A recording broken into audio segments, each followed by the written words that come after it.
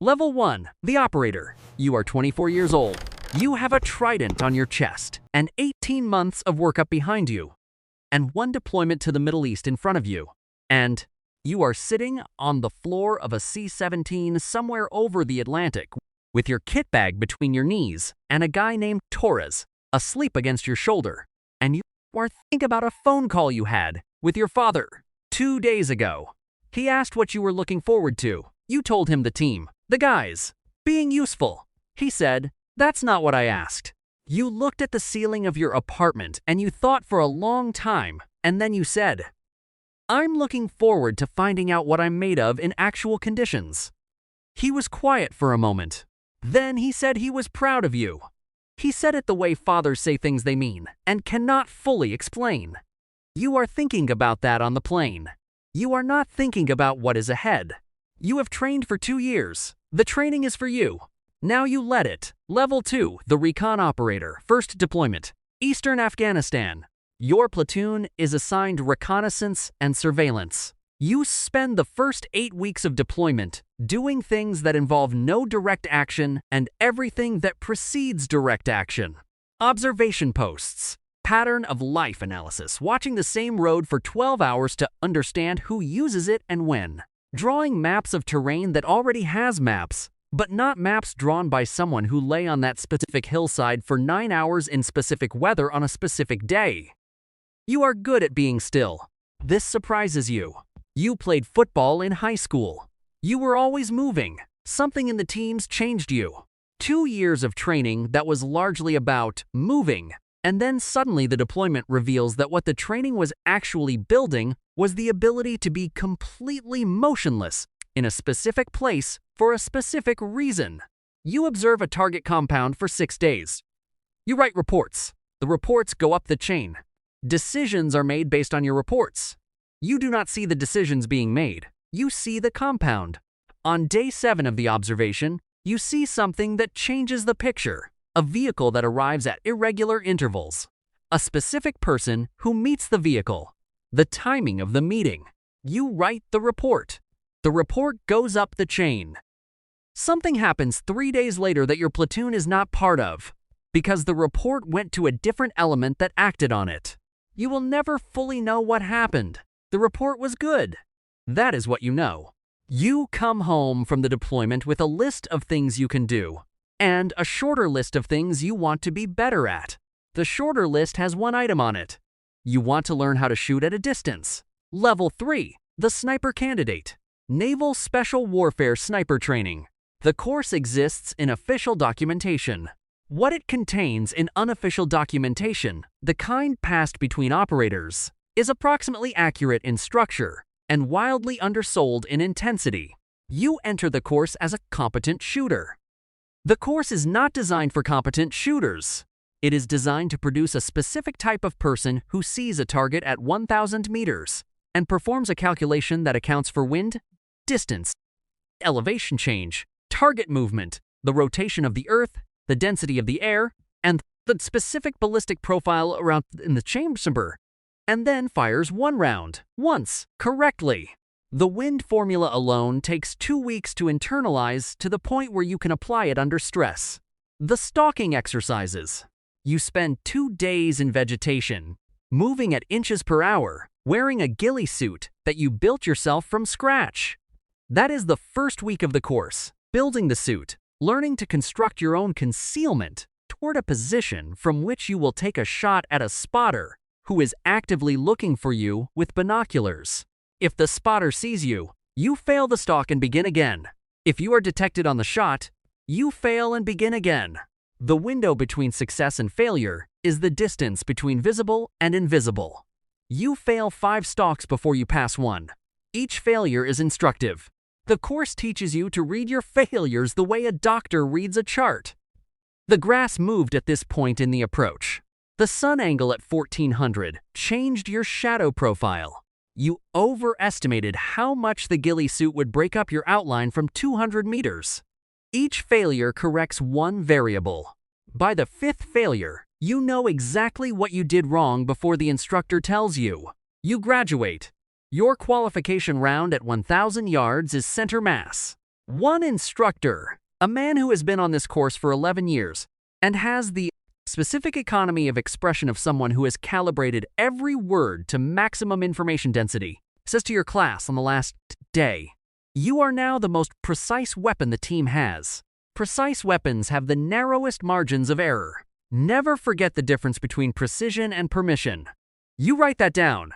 You will think about it for years. Level 4, the Team Sniper. Petty Officer First Class. E6. 5 years in the teams. You have been a sniper for 2 years. You have deployed 3 times since sniper qualification. In that time, you have fired 47 rounds in operational conditions. You know the number because you counted.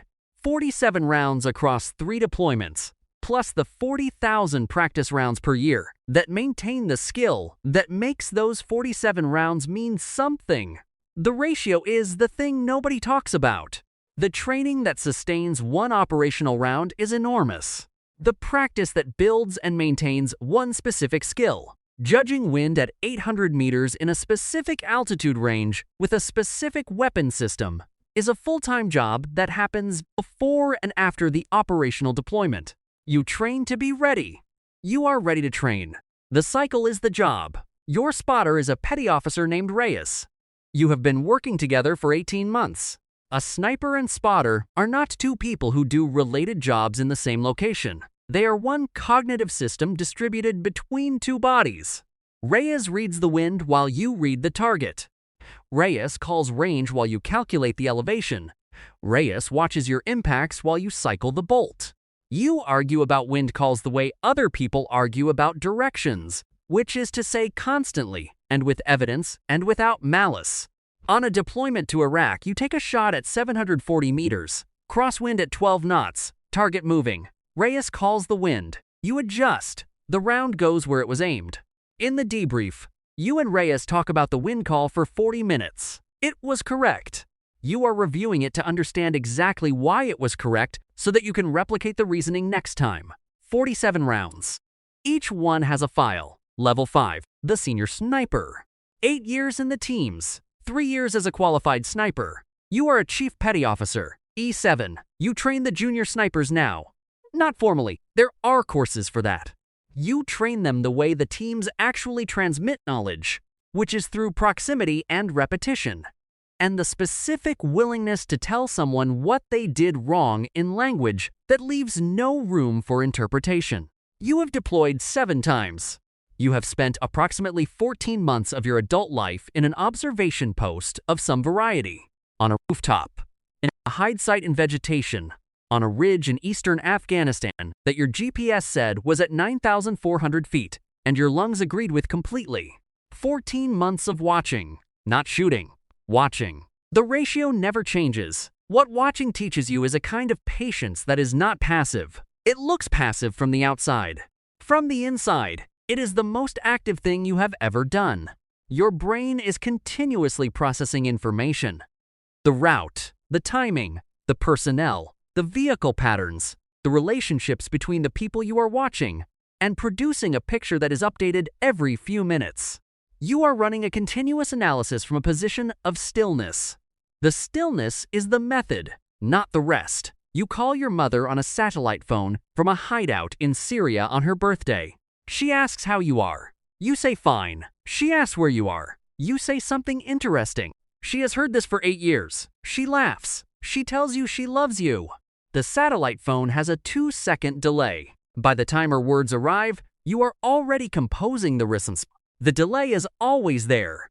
You have learned to speak before the previous words are finished, which means you answer questions that are still arriving. This is not a metaphor. It is just what satellite phones do. But you notice it. Level 6, the Sniper Instructor. You are 33 years old. You are assigned to Naval Special Warfare as a sniper instructor. You teach the course you once failed 5 stalks in. The stalking failures are the first thing you tell every new candidate class. Not as a lesson about failure, as a lesson about the filing system. Each failure is a document, and if you maintain your filing system correctly, every future performance improves. You teach wind. Wind is the enemy and the teacher. You spend 4 days on wind theory alone because the variable that kills most shots is not the shooter's trigger pull, the weapon system, or the ammunition. It is the air between the muzzle and the target, which the shooter cannot see and cannot control, and must account for precisely regardless. You teach stalking. You play the spotter during stalking exercises, which means you are the one with the binoculars looking for candidates who are looking for you. You are very good at this. The candidates know this. They try harder because of it. This is the entire point. One candidate fails the same task 7 times.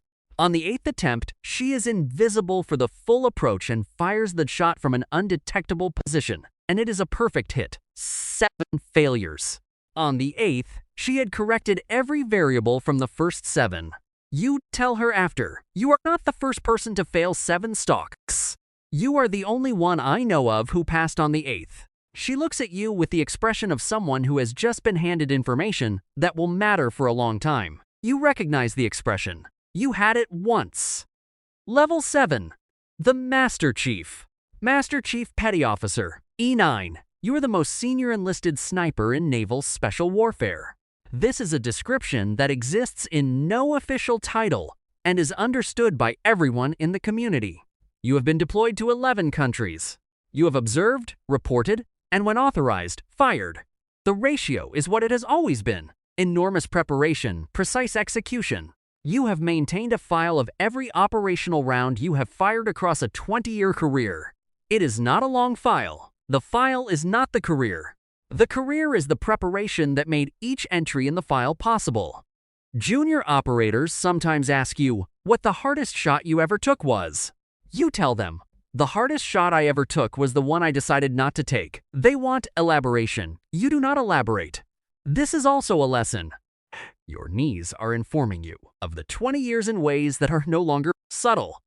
You run every morning because stopping would mean the beginning of something else you are not ready for. You live in Virginia Beach. You have a house and a dog named Caldwell. The dog is large and calm, and was given to you by a colleague who deployed and did not need a dog on a ship, and whose wife was not a dog person. Caldwell runs with you at 5 a.m. He does not have opinions about your pace. You have not been in a sustained relationship in 4 years. This is not a tragedy. This is the shape of the life you chose. You are not unhappy. You are something more specific than that. You are full in a way that most people's lives do not produce, and the cost of that fullness is the specific shape of the life it requires. Level 8, the quiet one. You retire at 20 years. Ceremony is at Coronado. The brass bell is visible from where you are standing. You did not ring it. You never rang it. They give you a flag, a trident, and a handshake from the commanding officer, who was a boot ensign when you were a senior chief. He shakes your hand with both of his. This is a specific thing. You note it. You drive north on Interstate 5. You have nowhere specific to be for the first time in 20 years. The dog is in the back. He is calm about this. You take the coast route. There is a stretch of California coast north of San Diego where the highway runs close to the ocean. You have driven this stretch many times on the way to something. Today, you are driving it on the way to nothing specific. It is not the same road, or it is the same road, and you are different. Either way, it is different. A young man somewhere is sitting across from a recruiter in a building that has a poster of a seal on the wall. He is asking about the teams. The recruiter is giving him the standard version of the answer, which is accurate about the process and silent about the cost. The cost cannot be described in that office. It can only be accumulated over time and then examined at the end. You are at the end. You are examining it. What you find, which surprises you slightly, is that you would accumulate it again. The cycle continues.